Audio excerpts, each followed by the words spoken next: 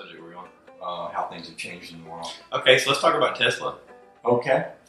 I got to test drive, or I didn't get to test drive a Tesla. I sat in a Tesla. I went to a Tesla store in Charlotte and you had to sit in one. By the way, we've both been up most of the night. I've got a sore neck and shoulders and a big headache, and he's got the flu. And it's not the flu. The reason I keep sitting here doing my head like this is because this hurts. So, you know, it's not that I'm pretty spastic and weird anyway, but I'm just trying to loosen up all these parts that I want to move. So This is brought to you by ADD. Squirrel. So we got to go check out some Teslas, and this past week I looked online, and Tesla and Elon Musk put on social media that they've increased the ability of their superchargers with the charging ability. Now they charge 4 times faster than they used to. So if you need to charge your car at one of these super stations, these I guess they call them supercharger stations, there's a map, there's an app online, there's a map, and they've spaced them out to where every 55 miles, I think it is, there's another supercharging station. You can see on the map how many of them are open. You just pull up, plug your Tesla in, and it'll charge. And apparently it's a fraction of the cost of what it normally costs to charge your vehicle, or to fuel up your vehicle. And now it does it 4 times faster than it used to, which is incredible. Does this require a new car, or just the charger's just faster?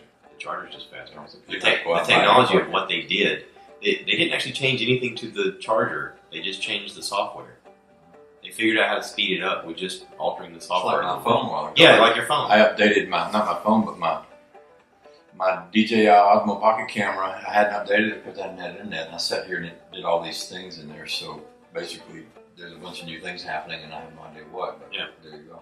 It's probably helping the interface. It's probably doing something with security, and it's probably making the battery last longer. Josh made my phone maps work again. They stopped working because I hadn't updated anything, and one of the reasons for that is I live where there's no internet. But, anyway, so you were telling me that you could buy a Tesla for a reasonable amount of money. Yeah, they just like $100,000 to get one. No, just the last week or so, they published online that all of their Tesla Model 3s, the entry level price now is $35,000.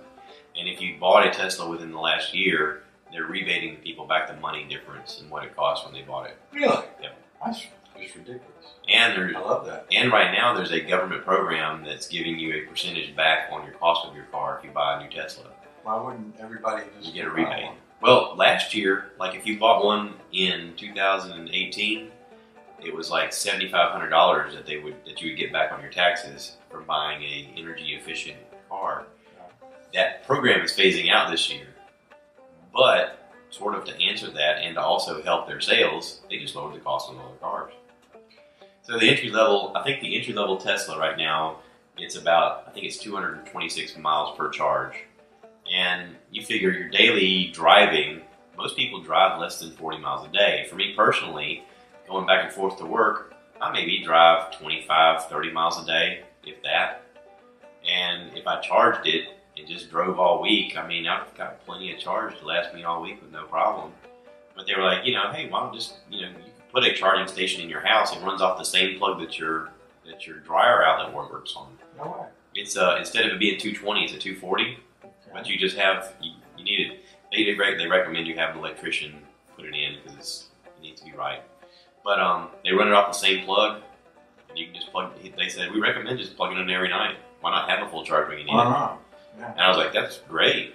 But I just watched a video last night of, there's a comedian and actress. Her name is Tiffany Haddish, and she was apparently at the Comedy Store in L.A.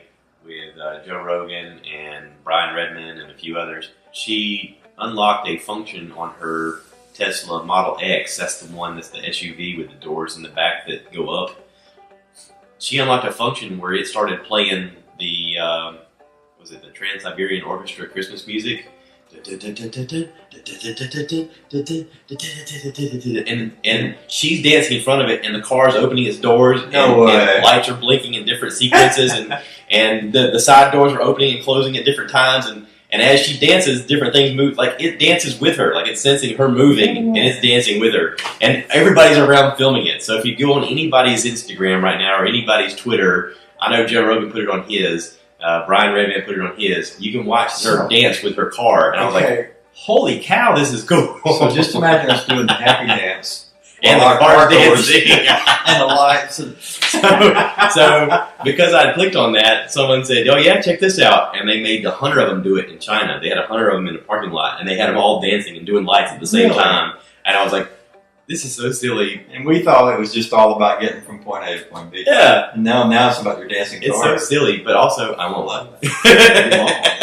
I think you should want one.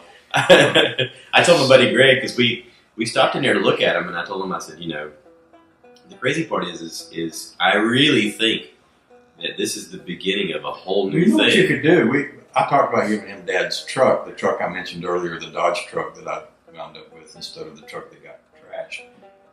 But you could. I offered to give it to him, and first he said yes, but then he said no. But now that I'm listening to you, because he wants to have a special car, he could take the truck and he'd have it all over with, and he could get a Tesla.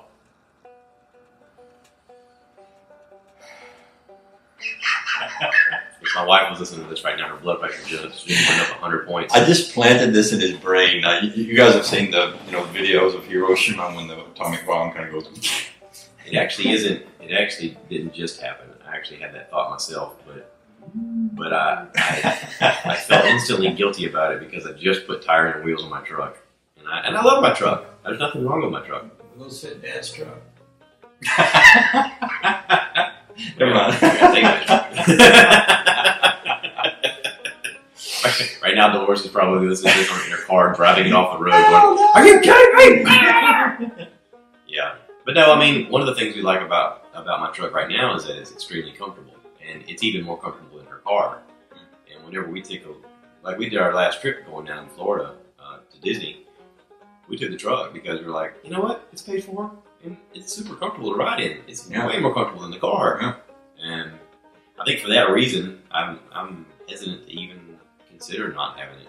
I mean, but this is like the ground floor of electric vehicles becoming really cool to own. And Tesla has done the job that everybody else failed at. I mean, I remember Nissan came out with their electric Leaf years ago, and people in small areas bought it, like San Francisco and certain parts of the country where they don't travel a lot to get to work and everything. They bought those cars, and I think at the time their range was only like 60 miles. Well, now Leaf is up their game. I looked online, and the Nissan Leaf now gets like, I want to say it's 216 miles on the charge. But they're running a little more expensive than the Tesla. And if you had a choice of spending $40-something thousand on a Leaf or buying a Tesla for $35,000, I would still buy the Tesla. I mean, I was at some place up in North Carolina, and BMW has an electric supercar. I think it's called the IM or something like that. And I was like, ooh, this is pretty. And I took a picture of it and I sent it to my wife, and I said, hey, check this out. This is really sexy. And she wrote me back immediately and said, I'd rather have a Tesla. So, I mean, marketing wise, you can only imagine that BMW has got to be a good $150,000, no problem. And the Tesla's not. And my wife, who doesn't follow cars at all, just on what she's seen and what she's heard, immediately was like, no, this is the brand I like, and this is the style I like. Yeah. And it's true. I mean, I was able to talk to a guy at my showroom and give my email address and everything, and I said, I like the car. I'm not in the position to buy one right now. I said, but I do see myself as a Tesla owner in the future. And he said, well, cool. So he sent me an email recently, and he said, hey, listen, we're coming closer to your area. We're going to have a test drive event in Columbia, South Carolina. And if you'd like, we'll let you know and keep you heads up, and maybe you can come out and hang out with us and check out the car. Here's my video. Maybe I could bring my wife and have her ride along and drive it and see what she thinks. You brought up another point, too. You said, those Teslas are going to get a few years old and people are going to want to sell them. And then people like me, who's never bought a new car in my whole entire life, could possibly go out and buy a used Tesla, just like I bought that little used Prius and I'm enjoying so much. And now. Which is, I always thought of a Tesla as like a car so super expensive that real people couldn't afford them, but it's beginning to sound like, because this is the future. I mean, we started this off talking about how things change, and this is the future. I've got a lot of friends who are motorheads, and and they're awesome. I got a lot of guys who were preserving a lot of the kind of hot rod stuff that was happening right after World War II, and that's awesome. But there's a whole new world being built out there that's going to be the new hot rods. Yeah. You know, and all these hot rods we got are going to be like horse and buggy stuff. Well, right now, the Tesla is out right now. If you sat it next to a hot rod, the same people would look at each vehicle and go, "Oh, that's so cool!" Yeah, because they're both so cool. Yeah. It is that turn of century, that turn of change, that turn of the level of coolness where motorheads and tech people can look at both and go, "I appreciate everything that is." And there's going to come a day where someone makes a hot rod with Tesla technology. Yeah, that's true. That's exactly true. And the beat goes on. Yep. Yeah. I mean, you know what's really amazing about this whole conversation? What? We started out this conversation talking about negative things. Mm-hmm. There hasn't been one negative thing come up in this whole conversation. Well, and I'll give the reason we started talking about it is because he made the statement that he wished my mom were lucid enough. Yeah, cogent enough to have a conversation and give him her input on the world. And I thought, it's a huge blessing that mom doesn't know what's going on in the world, because if she did, she'd lose her mind. And my dad would be even worse. His brain would explode if he knew what's going on in the world. Yeah. But, in our conversation, none of that has come up. We've just talked about how cool things are, which is a good reflection on us. Well, High five me. Yeah. I had a similar discussion with my friend Greg. He said, I gotta tell you, he said, I think the reason that your podcast is showing some success and some people following it is you're a very positive person. Mm. He said, I've listened to a lot of you, and he said, it amazes me how upbeat you are no matter what the circumstances are. And I said, well, what are your other choice? I mean, that basically is what it boils down to, is what is your other choice? Yeah. You have to choose to either let it consume you or you plow forward. You figure out a way. Move on. You deconstruct, you figure it out, and you go forward. And if you don't have something to look forward to, then what the heck? Why not? Uh-huh. I was on social media yesterday and just happened to look through people that I follow on Twitter, and someone made a comment on there about, have you ever been so sad that you feel it all the way to your feet? And I thought, wow, yeah, I have. Yeah, me too. And I don't know this person. This person is a celebrity, but I wrote this person back and I said, hey, listen, it's important that you talk to somebody about that, somebody that you know, somebody that's close to you, and maybe get a hug, because if you feel that sad, then there's a reason. So hopefully they will, and hopefully it'll help. And just a reminder out there that we all need each other from time to time, and it's the things that you develop within each other that help you get through life. And if you're out there and you're watching this and you feel detached, reach out to somebody. Let somebody know that you're struggling. We're all here to help each other. And if you need to reach out to me. I'll talk to you, whatever you need. We only get through this one way, and that's by helping each other. So I'm going to wrap this up because my wife is currently calling me. She ran a 5K today. Baby, if you're listening to this, I'm so proud of you. And we're going to go play around. Appreciate y'all watching and listening to us, and stick around. We'll do some more. See y'all. Don't forget to rate, subscribe, review, share with your friends, and if you want to be part of this, let me know, and I'll have you on, and we'll talk about stuff. rpeek YouTube. rpeek on YouTube. That's right. And Joshua Peek. We got to promote. Check out rpeek on YouTube and Banjo Peek on Instagram.